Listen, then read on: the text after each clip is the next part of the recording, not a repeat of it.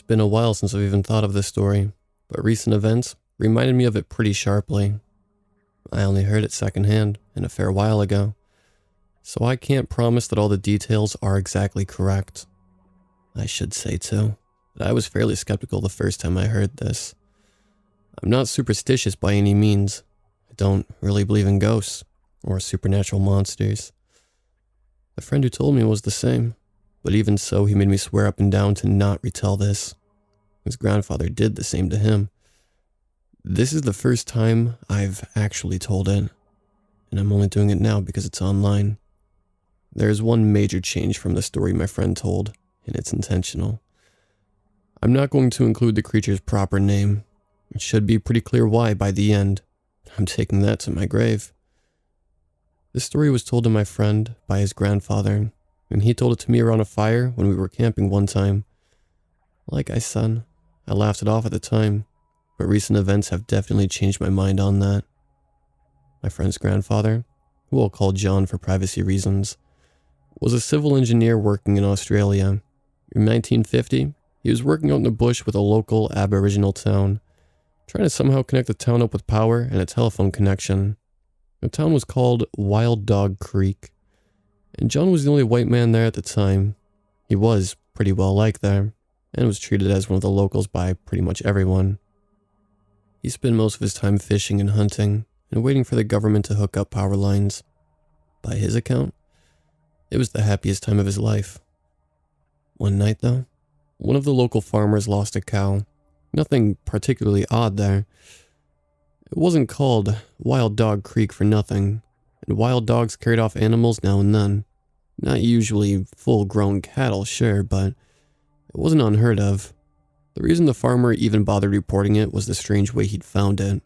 The thing's skeleton was found on the edge of his field, and a set of tracks leading to and then away from it. Not dog tracks, he said, but human tracks. And the tracks of a cripple to boot.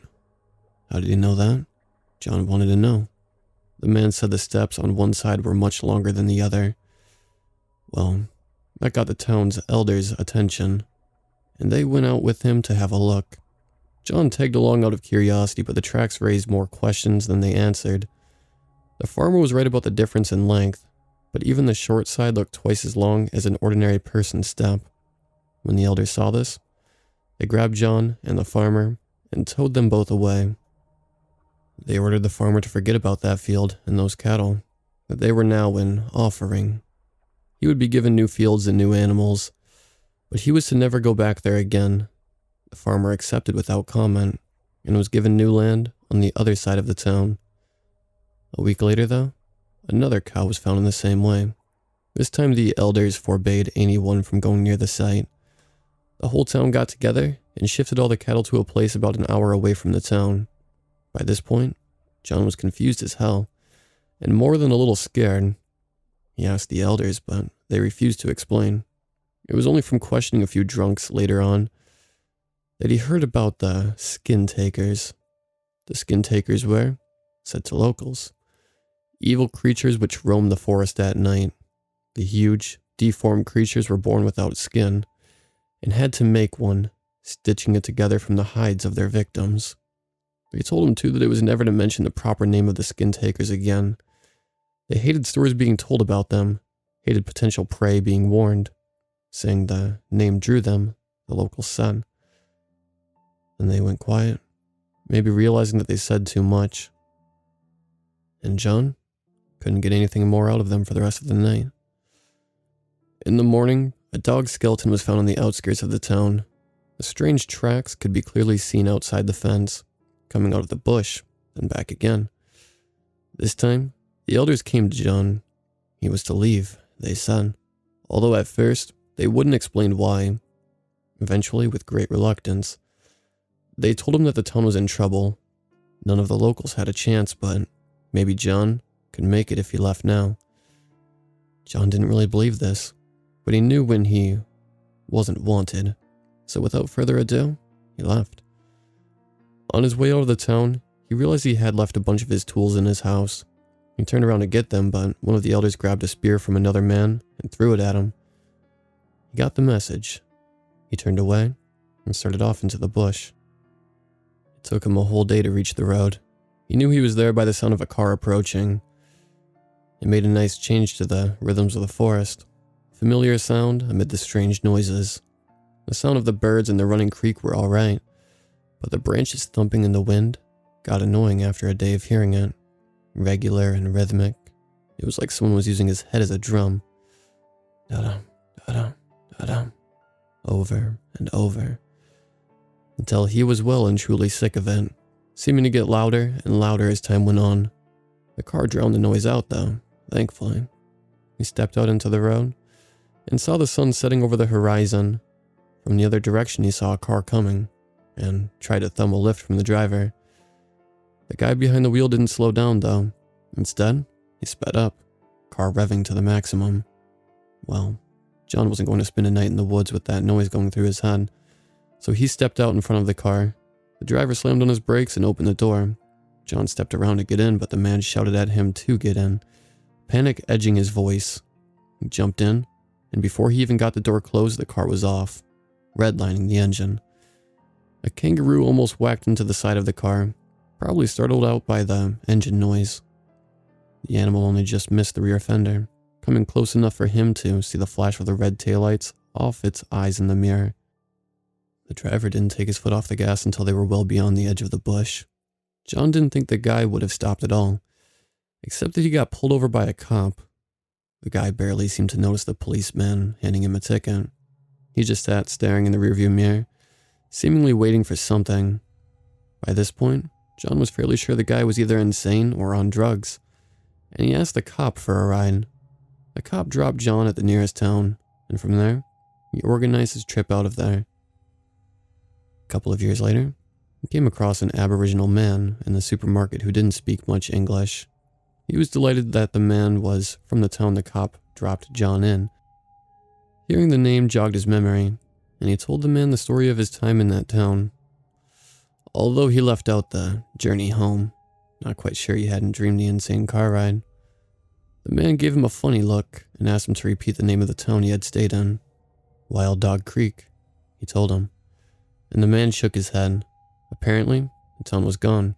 No one from there had been heard from in years. The two compared notes, and it seemed like the last message out of there was a couple of days before John's departure. The man asked John if he knew what happened, and he said no.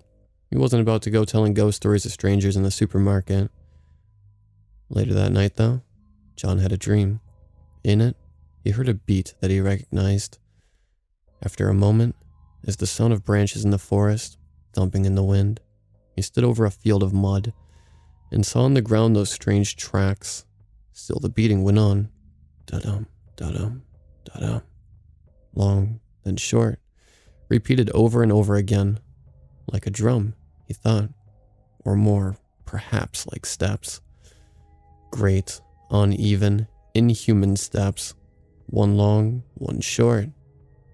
Steps taken, maybe, by a creature as big as a deer, with red shining eyes.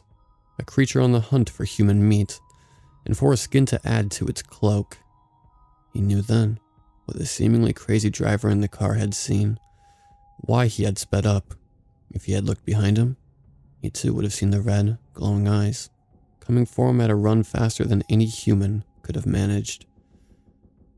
John said he had considered going back to the town for a while, but after that dream he didn't bother. There would be nothing there to find. Wild Dog Creek was gone. By now, probably, the last of their skins had fallen from the Skintaker's cloak. Not long after he told me the story, my friend reported that his grandfather had died. He had been out in his brick bush hut and had simply wandered off a track and disappeared. Police son. Maybe the Skintaker got him, my friend joked. And at the time it was just a bit of black humor, taking us back to the good old days. A couple of days ago though, I saw a familiar name in the obituary sections of the local paper. I rang up my friend's family to offer my condolences, and in the course of the conversation, I asked idly how he had died.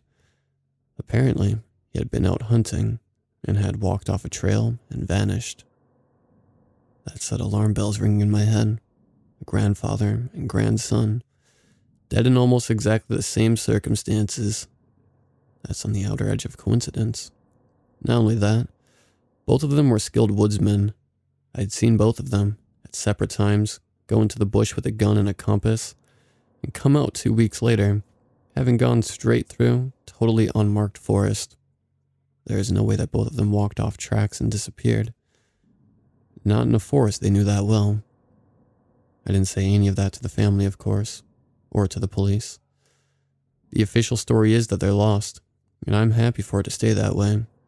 I'm not even sure that it's wrong. If I had to guess, though, I'd say that the last thing either of them heard was a strange, uneven, thumping gait. And if there had been a good enough tracker near the spot, they would have seen a trail heading off into the bush. A trail of uneven, yet impossibly long steps, bounding off into the trees.